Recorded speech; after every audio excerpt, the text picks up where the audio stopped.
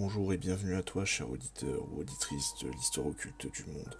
C'est un peu notre rendez-vous du point du monde des ténèbres. Aujourd'hui, nous allons aborder la Camarilla. La Camarilla dans ses formes de V20 et version antérieure, pas celle de la V5 qui fera l'objet d'un épisode consacré à la V5.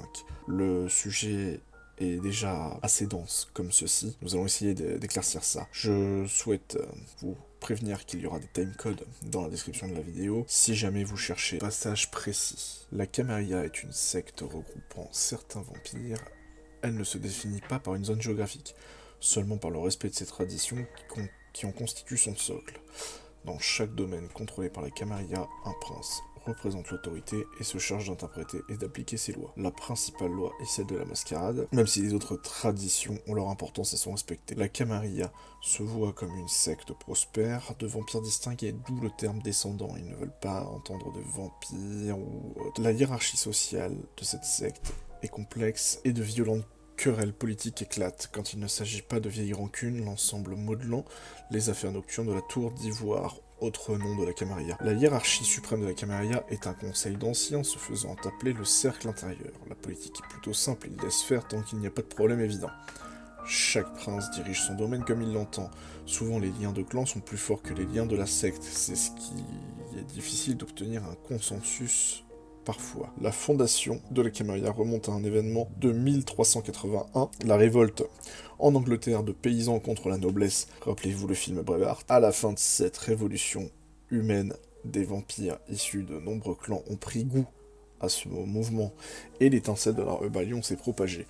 Les enfants oppressés commencèrent à attaquer leurs sires pour demander leur libération d'une éternelle servitude. D'autres opportunistes saisirent leur chance d'accroître plus de pouvoir grâce à la diablerie. Selon les historiens vampiriques, cette rébellion est le départ de la révolte anarque, surtout depuis l'attaque du Ventrue Hardestadt par l'anarque Brujah Tyler. Rappelons qu'à cette époque, il y avait des problèmes de domaine. Pour les vampires, la fondation de la Camarilla qui s'arrogeait certaines villes n'était pas au goût de tout le monde.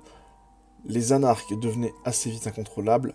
Enhardis par le succès de Tyler, ils ont détruit l'antédiluvien Tsimis, ainsi que des Dasombra. Aidés par le clan Assamite, qui n'avait nul besoin d'autres excuses pour commettre des diableries, en 1435, Hardestadt adressa une convocation aux anciens afin de régler le problème anarque. Il proposa la création de la Camarilla qui fut fondée. La rencontre a eu lieu à l'abbaye de la Sainte-Couronne, près de Silchester. Les termes négociés sont ceux d'une reddition avec les anarques rentrant dans le giron de la Camarilla. En 1450, les fondateurs de la Camarilla ont obtenu suffisamment de soutien des anciens européens pour commencer à affirmer leur autorité et diriger les coteries interclans dans les attaques des places fortes anarques.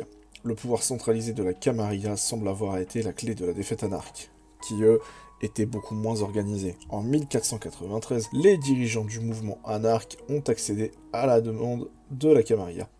Concernant une convention pour discuter des termes de la reddition des anarques, cette convention se nomme la Convention des Épines. Les Assamites ont refusé l'offre, les anciens dévoilent qu'ils ont capturé 6 anciens Assamites, en torturant à mort, menaçant de faire de même avec les 5 autres. Ça change rien, les Assamites refusent. Ils acceptent de payer une rançon, qui sera une malédiction donnée par les Trémères, une marque invisible et indélébile qu'ils ne pourront jamais retirer. La représentante du clan La Sombra refuse de signer et s'en va. Les autres clans rebelles la suivent, et tout ce petit monde fondera ce qui deviendra le Sabbat. Les traditions de la Camarilla sont au nombre de 6. La première tradition, la mascarade, et tu ne révéleras pas ta véritable nature à ceux qui ne sont pas du sang. Dans le cas contraire, tu renoncerais à tes droits de sang. Là, clairement, le vampire ne doit pas se dévoiler aux humains ou autres, mais seulement aux autres vampires. Rien de plus simple, et pourtant, c'est celle-ci qui est la principale. La seconde tradition, le domaine. Ton domaine ne regarde que toi, chacun t'y doit le respect. Nul ne peut y mettre en doute ta parole. Le domaine est assez subjectif. Les vampires ont plusieurs domaines, mais le prince a toute la ville comme domaine. La troisième tradition, la descendance, tu n'étreindras qu'avec la permission de ton ancien. Si tu crées un enfant sans l'autorisation de ton ancien, ta descendance et toi seraient mis à mort. Là encore, le droit d'étreinte est souvent une récompense des princes sur leur sujet. La création d'un vampire peut être dangereuse parce que ce vampire peut devenir incontrôlable. Le vampire en question qui deviendrait le sire de l'enfant peut mettre en péril par sa méconnaissance. Il peut être trop jeune ou faire ça n'importe comment, voire souvent le vampire ne sait pas maîtriser et a étreint par regret pour donner une seconde chance à sa victime. La quatrième tradition, la responsabilité. Ceux que tu étreins sont tes enfants. Tu seras maître de ta descendance en tout point jusqu'à ce qu'elle soit affranchie. À toi de supporter les conséquences de ses péchés. Là, clairement, le ton est donné. Les péchés de ta descendance seront les tiens. Ce qui veut dire que si la descendance fait n'importe quoi, tu seras puni également aux yeux de la Camarilla. La cinquième tradition, l'hospitalité. Honore le domaine d'autrui. Quand tu entreras dans une ville étrangère, tu te présenteras à celui qui y règne. Sans son acquiescement, tu n'es rien. Il est de coutume que lorsque un vampire arrive dans une ville, il se présente au prince. Bien évidemment, cela pose quelques soucis sur les villes contrôlées par les anarques, donc un baron anarque, ou un évêque ou archevêque du sabbat. Sachant qu'ils sont en guerre, c'est compliqué. Là, c'est vraiment pour la Camarilla. Souvent, les anarques arrivent à se présenter plus ou moins. Surtout s'il veut rester en ville, il va essayer et tout faire pour respecter ces 6 traditions. Quant au sabbat, bien évidemment, ils ne se présentent pas puisqu'ils sont là pour foutre le bordel. Les clans membres de la Camarilla, qui sont au nombre de 6, nous avons les Bruja, les Malkaviens, les Nosferatu, les Toréadors, les Trémères et les Ventrous. Le dernier est les Gangrels. Les gangrels, il y a consensus. Les gangrels, la majorité des gangrels sont pour la Camarilla. Leur Justicar, qu'on verra plus tard ce que c'est, a décidé de tourner le dos à la Camarilla, mais il a agi seul et pas au nom du clan. Du coup, des gangrels, on en retrouve un peu partout. Un peu partout. Et la plupart des gangrels restent fidèles et servent, voire vivent, dans les villes de la Camarilla. Qui fait quoi dans la Camarilla? Le cercle intérieur. Le cercle intérieur, ce sont des vampires qui tirent les ficelles de toute la Camarilla. Ils créent des justicars et les défont avec la même facilité. Leur identité est inconnue. Tous les 13 ans, les plus anciens des clans de la Camarilla se retrouvent pour discuter de l'orientation de la secte et des affaires courantes. D'autres vampires peuvent y être invités, mais seuls les anciens ont le droit de vote. Les clans les moins importants et les lignées n'y sont pas conviés. C'est au cours de cette rencontre que les justicars sont nommés, ce qui apporte son lot de menaces, disputes, marchandages, etc., qui peut en découler. Ils décident également de l'orientation de la secte pour les 13 ans à venir. La secte, le cercle intérieur peut également invoquer une punition mémorable, être inscrit sur la liste rouge de la Camarilla. Les vampires qui y sont inscrits font l'objet d'une chasse au sang éternelle par tous les membres de la Camarilla. La traque peut se terminer au bout du monde. Les justicars. Les justicars, ils sont au nombre de 6, sont nommés par le cercle intérieur et sont les yeux, les oreilles et les mains du cercle intérieur. Grosso merdo, c'est leurs agents, vraiment leurs assistants. La nomination est un long procédé qui tue en longueur car chaque clan veut placer son membre, tout ça. Être justicar est une position de prestige, beaucoup n'accéderont jamais à un statut plus haut. Ils bénéficient, une fois nommés, d'un grand pouvoir sur la Camarilla, et ses membres, excepté du cercle intérieur, bien entendu. Ils ont le pouvoir de juger les affaires concernant les traditions, donc les bris de mascarade et compagnie. Ils peuvent convoquer un conclave n'importe quand, pour une nouvelle loi, ou pour un père, établir des décisions communes sur la politique de la secte. Vraiment, c'est un peu les big boss. Leurs demandes ne sont quasiment jamais refusées. Ils encouragent les aspects sociaux des conclaves afin de rencontrer d'autres membres éminents de la Camarilla et ainsi préserver une forme d'unité, tout du moins en apparence. Ils peuvent destituer un prince fou ou despotique avant qu'il ne fasse beaucoup trop de dégâts. Ils sont considérés avec un mélange d'effroi et de respect par leur père. Jamais ils ne savent trop comment se positionner face à un justicard. Leur colère est terrible et leur pouvoir est immense. Les justicars nommés après la réunion du cercle intérieur de 1998 sont le Bruja Jaroslav Pasek, le Malkavien Maris Strek, le Nosferatu Cock Robin, la Toréador Madame Gill, le Trémer Anastase de Zagreb et la Ventrou Lundinde. Les archontes sont les serviteurs des justicars. Ils sont nommés par le justicar lui-même, L'archonte devient les yeux et les oreilles du Justicar, un peu comme le Justicar et les yeux et les oreilles du cercle intérieur. C'est quelque chose à tiroir. Ainsi, le Justicar peut se tenir informé des faits et gestes d'un individu, même s'il se trouve à des milliers de kilomètres. L'archonte n'agit pas à la vue et au su de tout, il a souvent besoin d'observer pour obtenir des informations. Si son interlocuteur a connaissance de son statut, il serait bien moins enclin à la conversation. Il gagne à rester discret afin de suivre les affaires de la ville. Le prince. En théorie, c'est le visage et la voix de la Camarilla dans la ville qu'il dirige.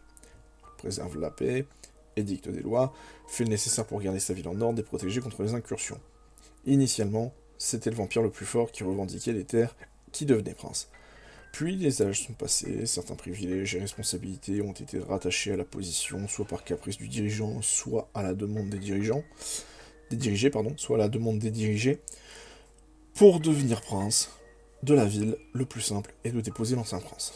Pas nécessairement de le tuer, mais si le prince se montre incapable de maintenir sa ville en sécurité, alors il se verra forcé d'abdiquer. La seconde manière est de devenir sénéchal et d'espérer que le prince meure, soit renvoyé de son poste, ou qu'il abdique. Il y a toujours un moyen pour donner un petit coup de pouce sur ces choses-là. Les dirigés ne doivent rien à leur prince. Initialement, ils n'ont aucune dette. Dès lors qu'ils respectent les traditions, ils ne doivent rien à leur prince.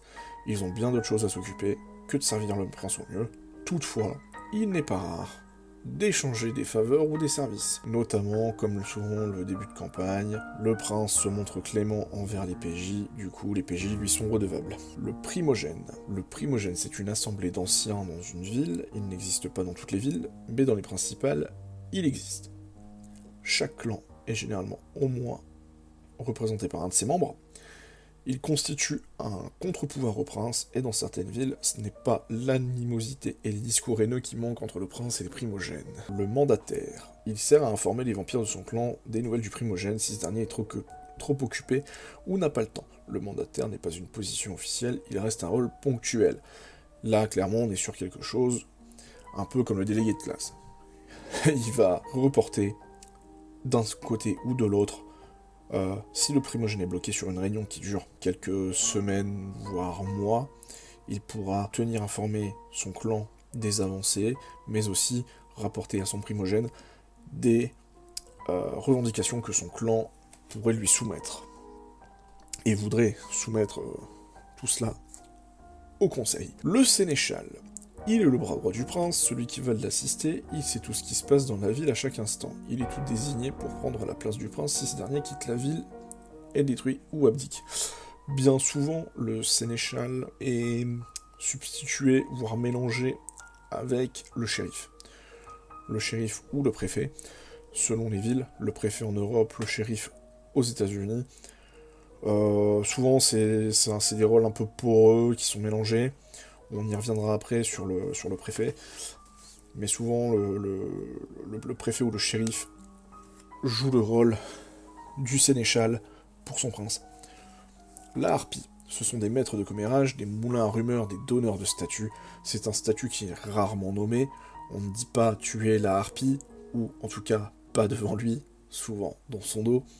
Les harpies sont souvent issus des élites de la scène sociale de leur vivant.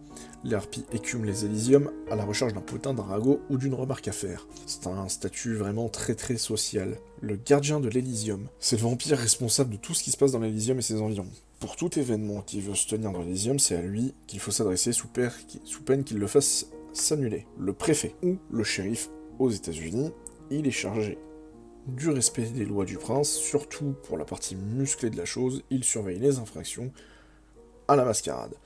Il travaille souvent en collaboration avec le gardien de l'Elysium. S'il ne s'accorde pas, ça devient très vite le conflit, puisque le gardien de l'Elysium fait sensiblement la même chose dans l'Elysium et aux abords, alors que le préfet, lui, a toute la ville. Le fléau, qui ferait presque double emploi avec le préfet, il s'occupe des landes en limite de territoire, chasse les anarques, les sangs clairs et les vampires créés sans permission principalement.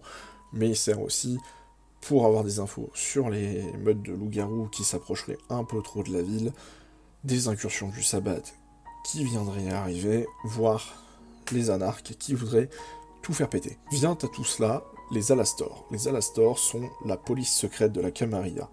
Elle est nommée secrètement par le cercle intérieur. Ils parcourent le monde, traquent les vampires inscrits sur la liste rouge. Un Alastor ne se révélera jamais ni où il est, ni qui il est. Il ne se présentera jamais au prince en disant qu'il est Alastor.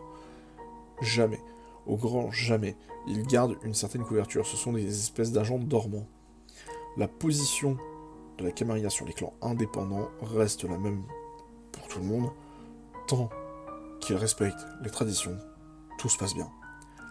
Maintenant, ces clans, souvent, quand ils arrivent dans une ville de la Camarilla, respectent au maximum les traditions. C'est dans leur intérêt. Ils n'ont pas cherché à les transgresser au vu des conséquences qu'il pourrait y avoir. Voilà, vous savez tout sur la Camarilla, comment créer votre ville sur la Camarilla, les postes principaux. Je vous dis à une prochaine fois, ou sur le serveur de Bloodroll. Ciao.